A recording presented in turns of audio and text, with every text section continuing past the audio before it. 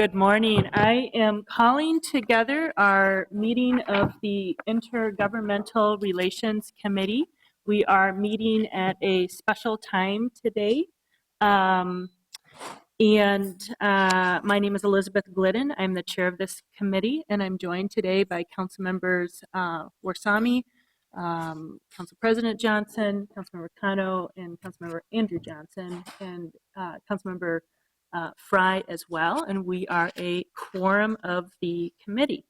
We have one major item on our agenda for today. This is a referral from the council meeting of last cycle to this committee regarding the Indigenous resistance to Dakota Access Pipeline resolution with Councilmember Cano as the chief author. And we have a few speakers that Councilmember Cano has helped identify. And I think that we wanted to start with some introductions from the co-chairs of the Metropolitan Urban Indian Directors Group, Monica Flores and Dr. Joe Hobart. And so welcome. Thank you, Madam Vice President. My name is Dr. Joe Hobart. I currently serve as the chairperson for the Metropolitan Urban Indian Directors Group. Also, I'm the president and CEO of American Indian OIC. The Metropolitan Urban Indian Directors Group, as you may be well aware, has a memorandum of agreement with the city of Minneapolis. At our convening yesterday, we came through a unanimous decision to voice our opposition to the construction of the Dakota Access Pipeline under the grounds of protecting our water and our ecosystems in and around the Standing Rock Reservation. My family are enrolled members of the Standing Rock Reservation. This is a direct threat not only to the water and the ecosystems of the surrounding areas of Standing Rock, but potentially serves as a threat to the surrounding areas through a large aquifer that contributes to much of the drinking water for North America. In addition to MUD vocalizing its opposition to the construction of the DAPL, we also wanted to support the actions that were taken by this body on August 19th, led by Councilmember Cano. So with that, we constructed an approved unanimous letter and sent it off to the members of the council for you to read. So thank you very much. Thank you. And I'm Monica Yellowbird Flores, and I'm the Executive Director of Big Ewing Community Development Loan Fund and the co-chair to MUD. I'm from Standing Rock Reservation, and I just kind of wanted to bring up some of our treaty rights, the 1868 Fort Laramie Treaty that was signed by the U.S. state government, and also that we should respect those treaty rights. And also that there's also the Preservation Act and NAGPRA that we haven't taken into consideration also. But it's going to affect more than just Indigenous people. It's not just our problem, and clean water should be for everybody. So, thank you. One last little piece that I'd like to add. As President and CEO of American Indian OIC, our focus as an organization is on employment and education. Labor is important to our people and to our community, but in certain circumstances, we need to consider a larger concern, the well-being of our ecosystems and our fresh water. Even my favorite union members drink fresh water. So we need to consider that in certain circumstances, we need to protect our environment. And the jobs will be there. The jobs will come. It's our specialty, and American Indian OIC will make sure that we can connect folks in need of work with work. But in this certain circumstance, we need to come to a calling of a higher order and protect Mother Earth. Opalatanka. And just one more thing, too, Minneapolis is kind of a model for cities that have urban natives there. And so after you guys came out with that, other cities followed suit. So I really appreciate the fact that you guys were doing this first. So thank you. Thank you both.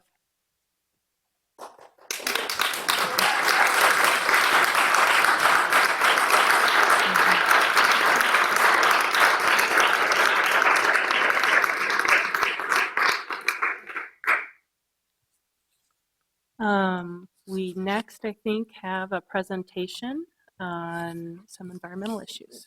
Would you like to introduce yourself to the committee, please? Sure. I'm rather tall, so I'm going to adjust this. All right. I'm Kathy Hollander. I'm with Minnesota 350. I lead the pipeline team at Minnesota 350. I also work at the legislature, and I'm one of the founding members of Citizens Acting for Rail Safety in the Twin Cities, so I'm very much aware of the rail issues. Councilmember Glidden, I'm just unsure, am I doing an introduction or am I actually doing my presentation? I think you're doing you are doing your presentation. Okay, great. I was Thank you so anticipating much. that, so thank you. So I know. I would just like to speak to the amazing journey it has been for me as an older white woman, I'm sorry, middle class, to learn about the struggle of the Indigenous people. I have done that through pipeline work. I have been with Minnesota 350 for over 3.5 years. I am a full-time volunteer.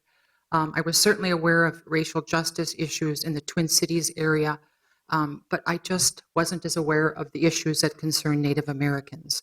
Through pipeline work, I have learned about Leech Lake, White Earth Nation, Fond du Lac, many of the tribes here in Minnesota who are experiencing many, many years of being put down, I don't know how to say that, and who have had pipelines running through their lands as well, who have suffered through many pipeline spills through no fault of their own. In one case, there wasn't even an easement from the pipeline company for many, many years of pipelines running through their lands. So this has been a journey for me to learn. Again, with Standing Rock, I have learned about the Standing Rock Reservation. This is all new to me. I apologize to that, but I very much know pipelines.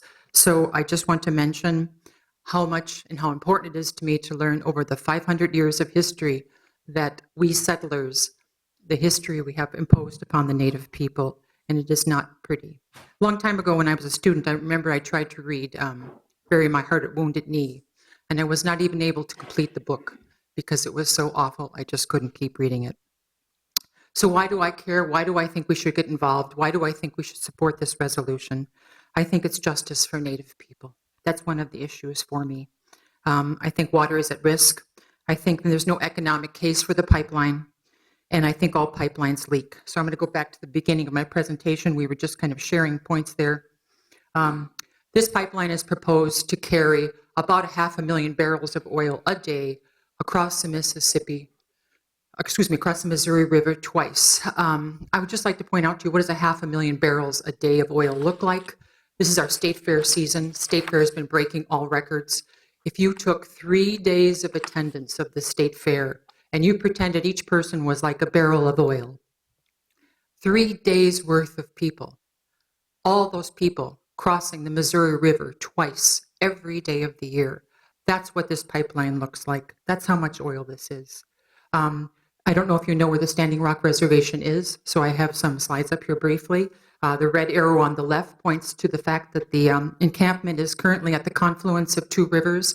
It is the Missouri River and the Cannonball River. It is a beautiful historic site. One of our people who have been there gave me a quote. She wasn't comfortable speaking, but she said just how peaceful it was. It was unbelievable. I would say that Standing Rock is one of the most serene landscapes I have ever seen on this earth. Every night I looked up at the bright stars, and each morning I stepped out of my tent that overlooked the Erythral River and fields. I began to understand why the tribe was in so much pain, for they are connected to the land in a way more than any of us. On the right side, this little graph that I have up here also shows the Standing Rock Reservation. It is the top right yellow, dark yellow point. Previous treaties that have been violated by white men are in the lighter yellow. Now you will also notice that their reservation is bordered on the right as we're looking at this slide by the Missouri River. I will note that the water intake for the Missouri, or water crossing for the Missouri River is 1/2 mile north of this reservation. And it was moved from by Bismarck, North Dakota, because they didn't want to possibly impale the water intake for Bismarck. It was moved to closer to the reservation. That is criminal. This again is the beautiful landscape of Standing Rock and the confluence of the rivers. Our Indigenous speakers have spoken to the fact that they are water protectors, particularly the women view themselves as protectors of the water. Many of us have been with Sharon Day along water walks here in the Twin Cities and in Minnesota and in Wisconsin. Why did I lose my, oh, it's up there, okay. The camp is peaceful, they are unarmed. Beautiful, serene landscape. I would like to talk a little bit too about some other facts about pipelines. All pipelines leak. We know that. Pipelines stay in the ground for 60 years. These are man-made. They're made of steel. They're laid in water. They leak. There's a leak on the left at Cohasset. The oil was burned off to prevent it from reaching the Mississippi River. The leak on the right was one of the largest spills we've ever seen. It was in Tioga, North Dakota. It was caused by lightning, and it leaked an extraordinary amount of oil, and the oil was not discovered for a long time. Most pipeline leaks are found by people walking, and in rural areas, this is exceedingly difficult to find a leak. Despite having pipeline safety systems, most leaks are found by people. Again, I speak to justice for the Native people. This is many people who have been here, who are sitting behind me, have been to this camp. They can speak to the fact that it is peaceful. There have been some news reports that, in fact, it was not peaceful. That is not the case. I would like to speak to the worldwide glut of oil. I don't know if you know it, and some of these slides, I've added a couple now because this issue has gotten so contentious, so I added a few more slides. There is an 80-year high of oil stored in the United States. 80 years, we've never had so much oil stored, and they have built a lot more storage in the last years to try to hold more of this. We have a glut of oil on the market. I can't see some of the slides. I guess you're seeing them. Here's an example too as well. This is shows you the overwhelming amount of oil that we're storing. The red line on the top is where we currently are at. We are storing more oil than ever before. It fluctuates daily. Right there, it indicated a drop of 250, I think it was, thousands barrels, and that was corrected. The next week, they were right back up to that much oil again. There's a glut of oil being stored in Minnesota. It's being stored on rail cars as well. And there's a glut in Cushing, Oklahoma, and other storage facilities. A couple more charts. I'm sorry, my background is computer technical analyst, so I have some charts for you. You can't take the ones and zeros out of a person. On the left is the oil's price drop. It started dropping in about October of 2014. On the right, we notice a correlation. Why did that oil price drop? On the right, you can see that the oil storage started going up about the exact same time. The reason the oil price is dropping so low is that there's so much in the world. And as you've noticed, the oil price has been fluctuating a little bit, but it's still low. It's staying low.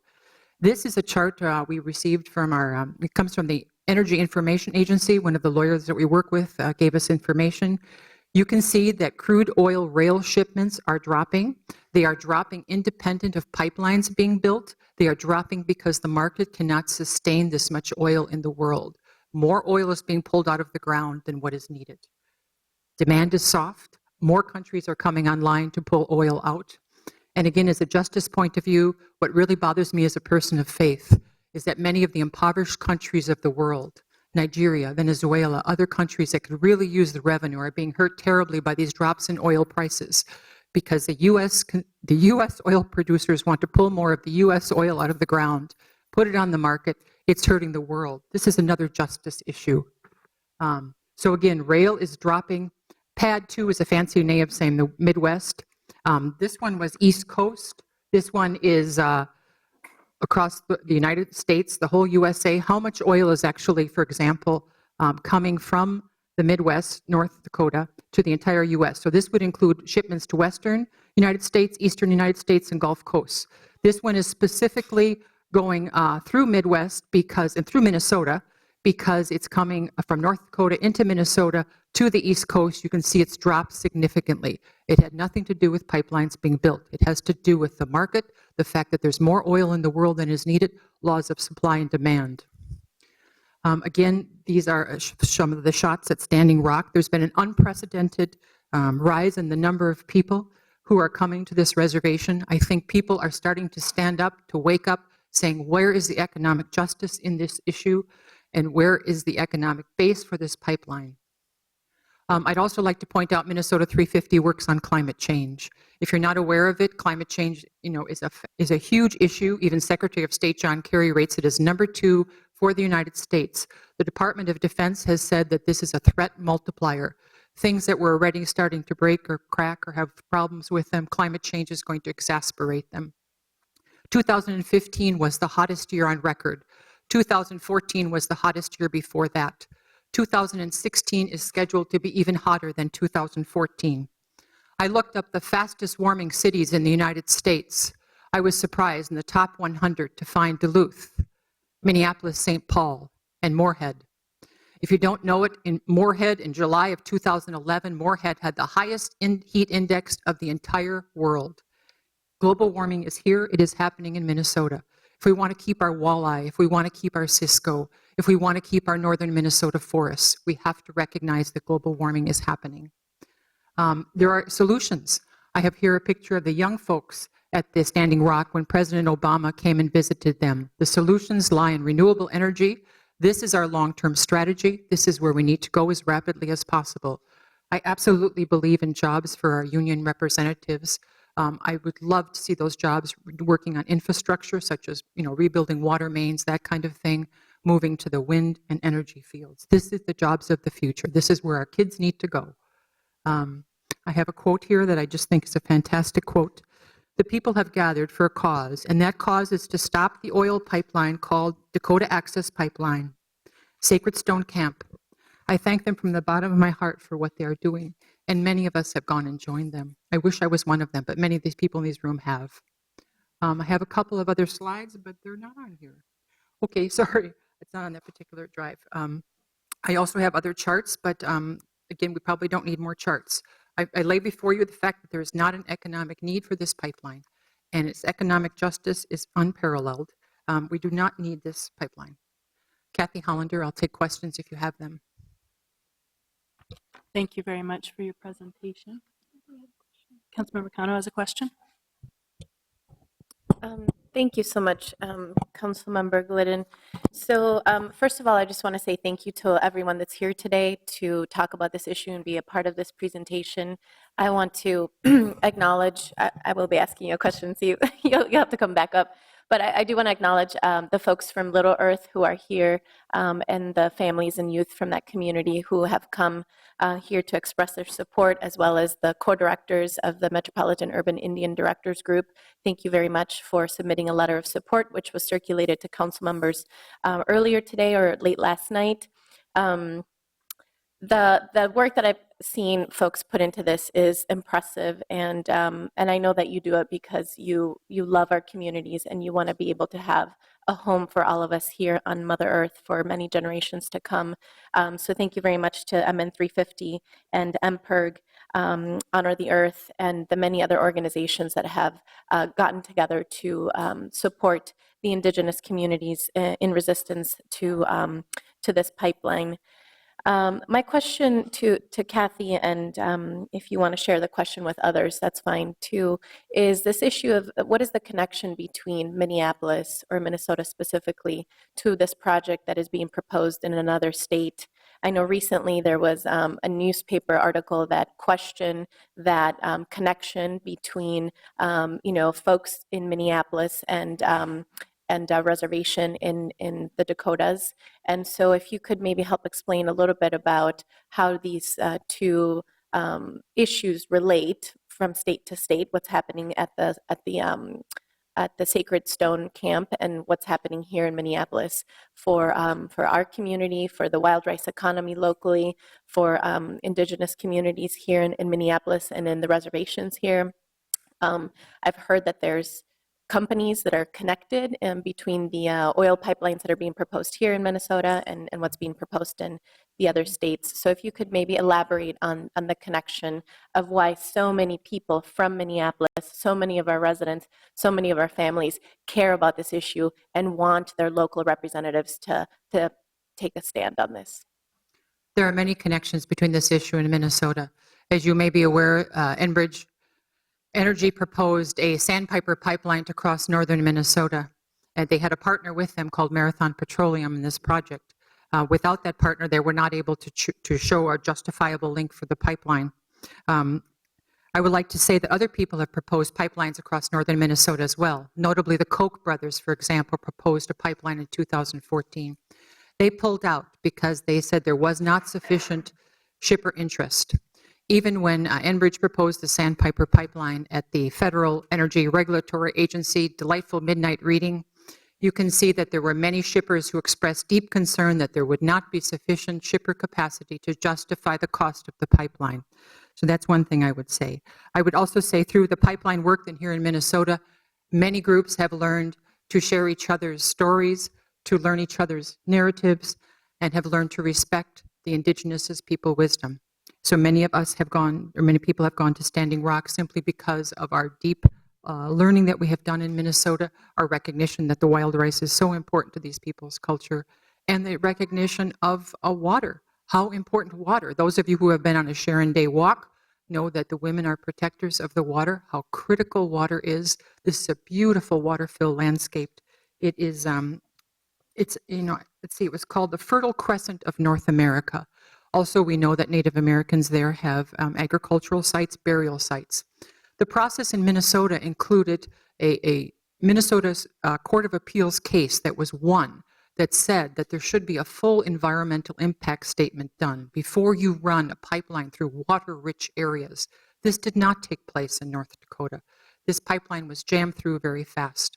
Also in North Dakota, they're using something called a Nationwide Permit 12. The U.S. Army, which I might mention is a pretty awful government body to be dealing with the Native American tribes because of the history.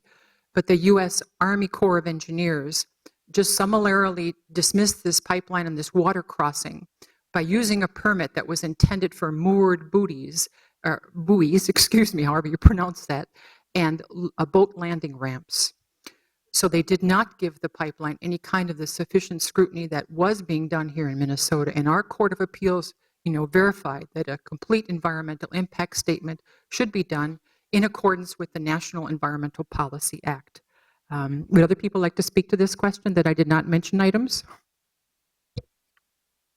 I didn't know if the co-chairs of MUD had any additional, and I think your initial comments in your letter also addressed in part Councilmember Cano's question, but did you have any other comments you wanted to make, Ms. Flores or Dr. Hobart? Briefly, Vice Chair. On behalf of our community, as our family, my family is from Standing Rock, this moment in time is not new to us. This is foretold to us in our prophecy. So we're ready for it. And I think there's been ancillary discussions about if this is blocked in this particular area, will this mean greater freight transit in and around the Minneapolis area? We cannot lead through a position of fear. And we're not afraid to take that challenge on as well. But in the here and now, we need to protect our sovereign lands. Thank you. Councilmember Cano, would you like to go ahead and make a motion? Yes, thank you very much. And I want to say a couple of things before I make that motion to approve this resolution and move it forward to the full city council, is that really we have a lot of work ahead of us around this issue. And, I was very glad to see that many of the youth and staff of Little Earth were planning to go to the camp and support their relatives' efforts there. And this is the very least that we can do as a city council to support this issue. I wish we could do more. And I think that we have to create more relationships with the folks in the unions and the labor movement who are working on this issue in different ways. We know that there's the Blue-Green Alliance. We know that there are other folks who do represent the labor movement that went to the climate change discussions in Paris last year. And there's just a lot of fertile ground for us to explore together, because the bottom line is if we don't have the earth, we're not going to have unions, and we're not going to have people on the earth. And so I do want to just challenge that false dichotomy between that people try to pit unions against the environmental movement or the indigenous community against jobs, and that's really not true. It's not true. We are all humans. We need to work together to figure out how we're going to preserve and protect our earth. And I think that we need to figure out how are we bringing that conversation together at the state level, at the federal level, at the local level, to ensure that we're building relationships with our union brothers and sisters, and ensuring that we have a unified plan to transition fully and forcefully into a fossil-free future, because we are way behind the times on the types of things we could be doing, and it's not fair to let us be used and pit against one another in that paradigm. And I think it's up to each one of us to establish those relationships and to have those meetings. So I am having one of those meetings next week, and I encourage all of you to build that ground and those relationships to ensure that when this issue comes up again, we can all be unified, asking for resources and a Marshall Plan to actually get us off of fossil fuels within the next 15 to 20 years. So with that, I would like to move this item forward for approval for our full city council this Friday.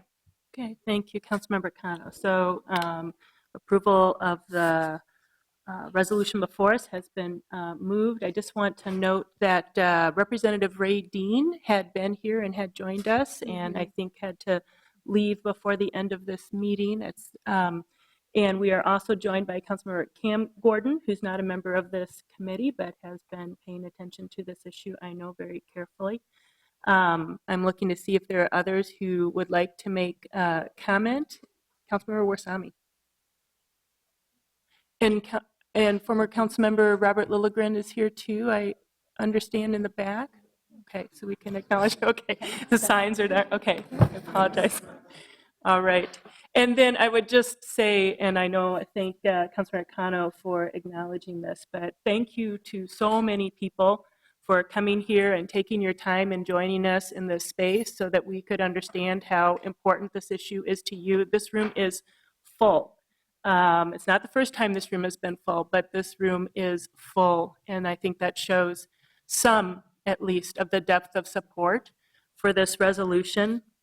I have added myself last Friday as an author to this resolution. I am a supporter of this action as it's been posed by Councilmember Cano.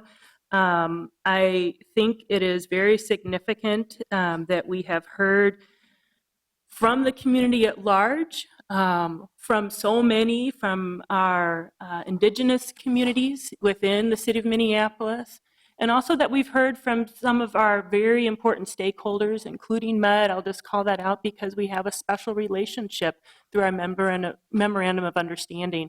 And I think as well that that is important, that we have heard from these stakeholders. I also want to say that in Minneapolis, we have a history of strong environmental positions. And so I think to kind of see kind of these issues go hand in hand of standing with our Indigenous communities, standing with our residents, but also keeping our history of strong environmental positions, I think is also significant. It's a false choice to say, it's going to be more rail freight if it's not more pipeline. I have not seen any promises of a reduction in rail freight. And we know, quite honestly, that promises from rail companies are very hard to come by. So I'll just say in Minneapolis, we know that well. So without further ado, I've not seen other requests for comment from council members. So all in approval, please say aye. Aye.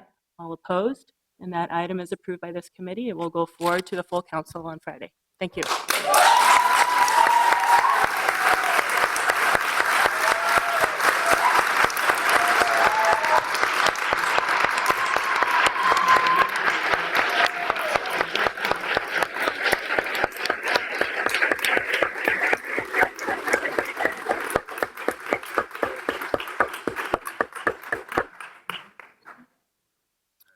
We do have on the agenda some placeholders that we often have, so I'm just looking at our Jean Ranieri, who directs our intergovernmental relations. So I'm assuming we don't have any necessary updates after this? Okay.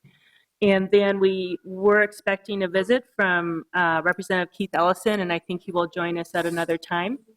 So with that, we have concluded with our business, and we are adjourned. Thank you very much.